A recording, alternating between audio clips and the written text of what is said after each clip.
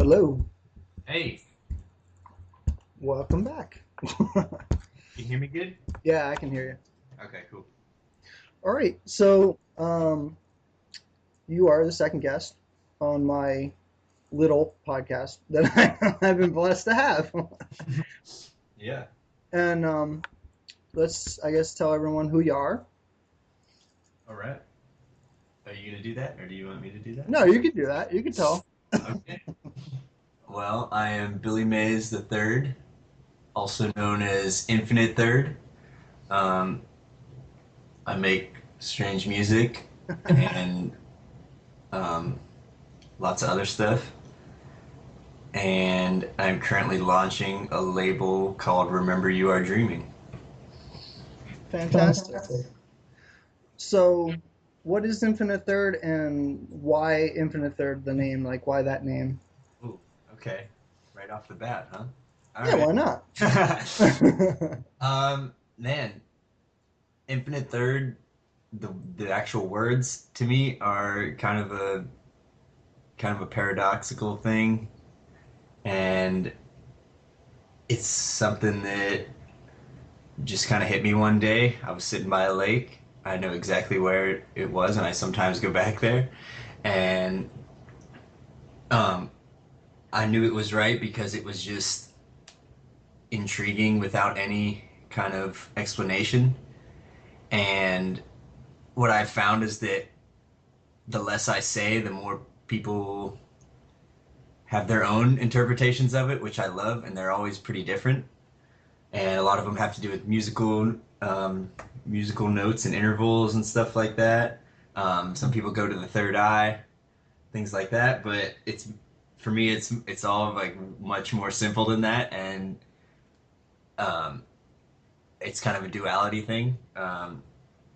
So it could also be like, third octave if Yeah, someone yeah, thought, or um, what was that? I had just had it too. Infinite third um, dimension. I don't know. You yeah, could yeah. you could do Uh, but I'm gonna let it out right now. The simple thing is basically I used to kind of look at myself as a both a peanut and a galaxy at the same time, and the duality of that. So the infinite represents like whatever it is that's behind the eyes looking out, and then the third is like the identity and the body.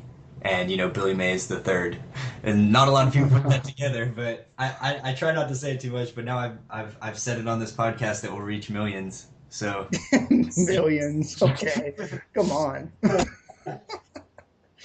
um, but I didn't catch on the third. yeah, That's so subtle. yeah, a lot of people don't see it, so I'm kind of glad because it's kind of stupid when you think all these grandiose ideas about it, and then I just tell you, yeah, well, the third, get it. Well, it's still pretty deep though. I mean, with the peanut in your galaxy, like that's pretty deep. Yeah, I guess.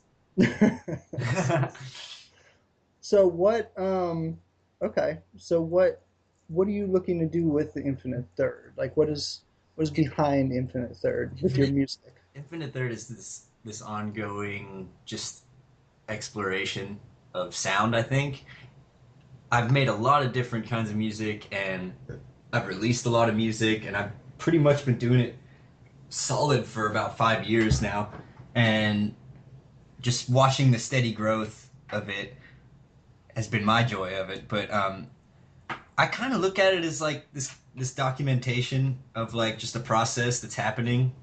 So I release a lot of like raw material, a lot of live recordings because I'm all about just like capturing a moment and then just like kind of leaving it there and then moving on to the next thing as far as music goes. So a lot of my stuff is kind of just like it'll never be played again like that, and it just kind of happens. So that the live set becomes a really special thing because it's really spontaneous and it really depends on the crowd. It depends on the space, and that I think is the essence of Infinite Third is kind of that like spontaneity. And I think it's just like this ongoing, like I said, documentation. Like it's almost like my form of like journalism, like That's I of I I experience. could see that. Yeah. And I could see, that's another thing that I've felt. It was only within this year, I think, I realized how music in general, it's not new, and I realized that, like, I don't know why it just occurred to me, and it's so simple. I'm sure everyone was like, "How can you not know this?" But because when you think about making an album, for Yeah. instance, you have a production, you have the studio over and over again recording, and so when it comes out, it's not new. It's just polished. Yeah. It's already been in this world at some point, and I was like, that's really interesting because I think there's really a lack of that, and I think that's kind of what's stopping a creativity from coming through. And so you doing an infinite third is like the exact opposite of that, and that's awesome because I think that's really what's needed. That's been the challenge, has been, realizing that each time I release something, it's just a record of something that already happened, no matter what. Even if it's like this podcast, when we release it, is just going to be it's not going to be fresh at the time, but it captures a fresh moment of Mm-hmm. just like of collaboration and just conversation and stuff. But it's really just about for me like trying to get really raw moments and having them sound cohesive, and have them actually, express something clearly in that time and then sharing that, even if it's months down the road or if it's the next day or the same day, just kind of like sharing it.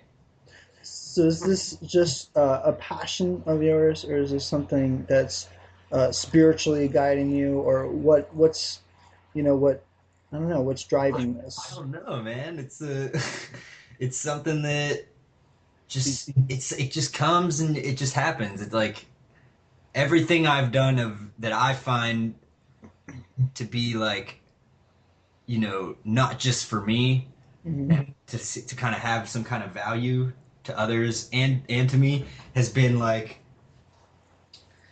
has has kind of just happened. Like I don't know how to explain it. It's like the less involved I am in like picking apart the pieces of it, the the more like raw and alive it is, you Sure. know.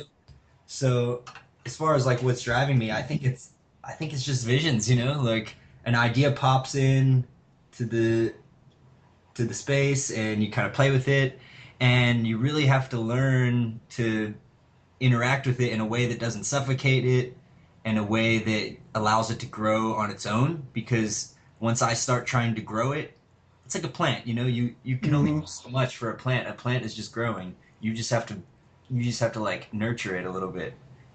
Yeah, I definitely see that.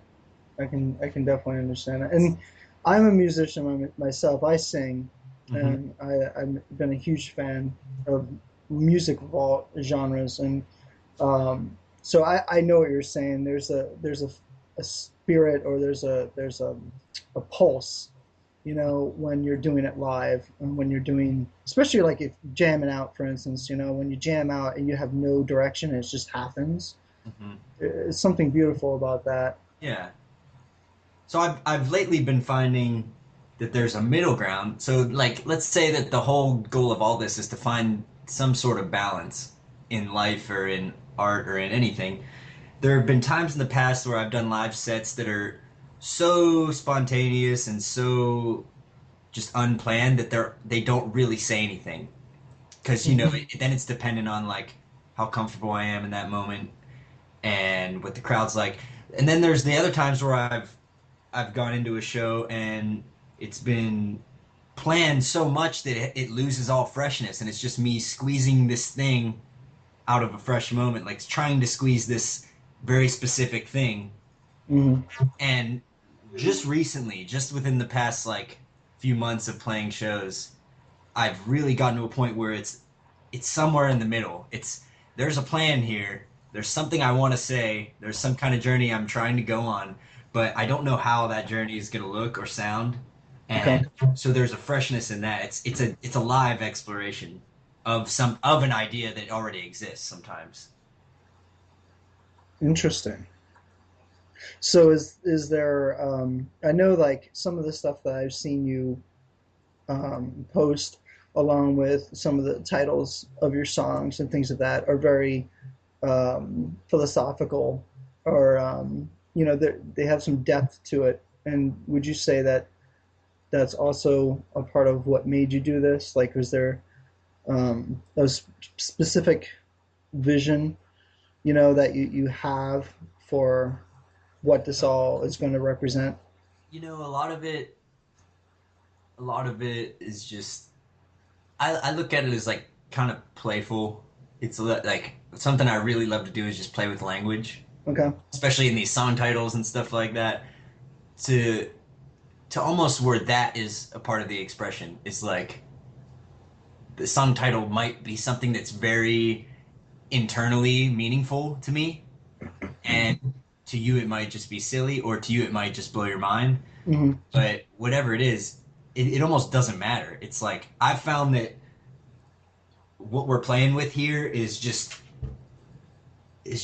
different little perspectives. Just if I put up some words, everyone's reading them differently. I'm reading them differently, and it's just something for us to look at together. You know, that's really what it is, and something to listen to together and compare notes on if we want. You know, we could talk about it or we could just enjoy it for ourselves.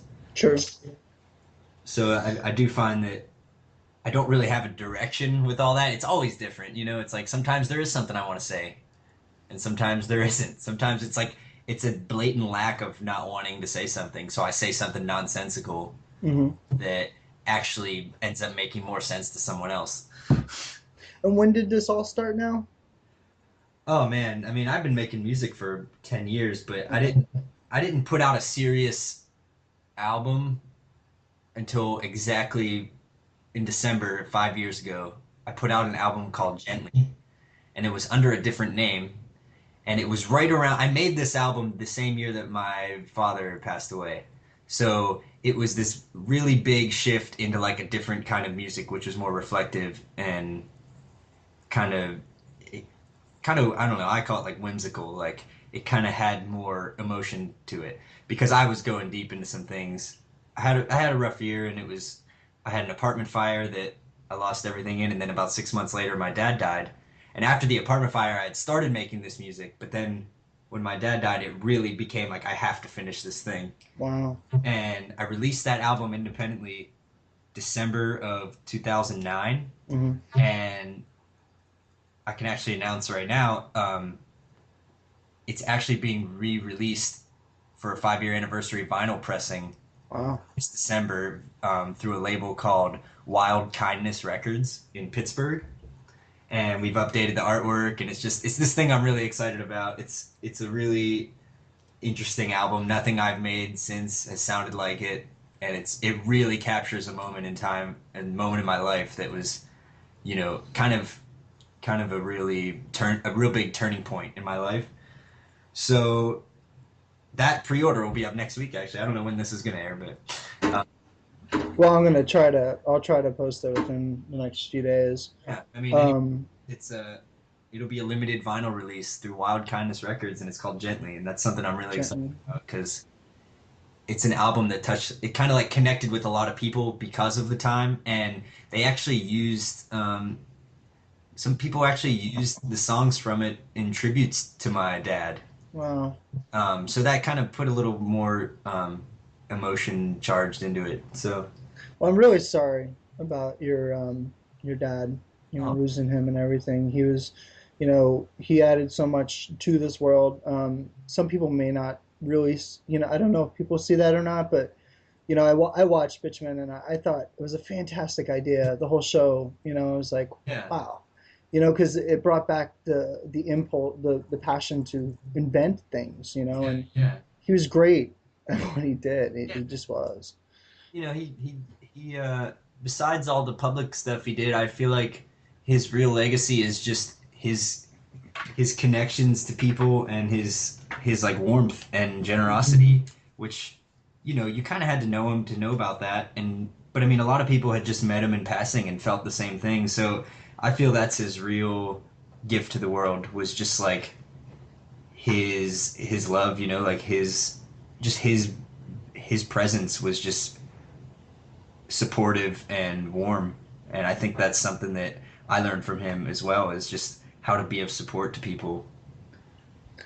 And do you feel like the music you did during that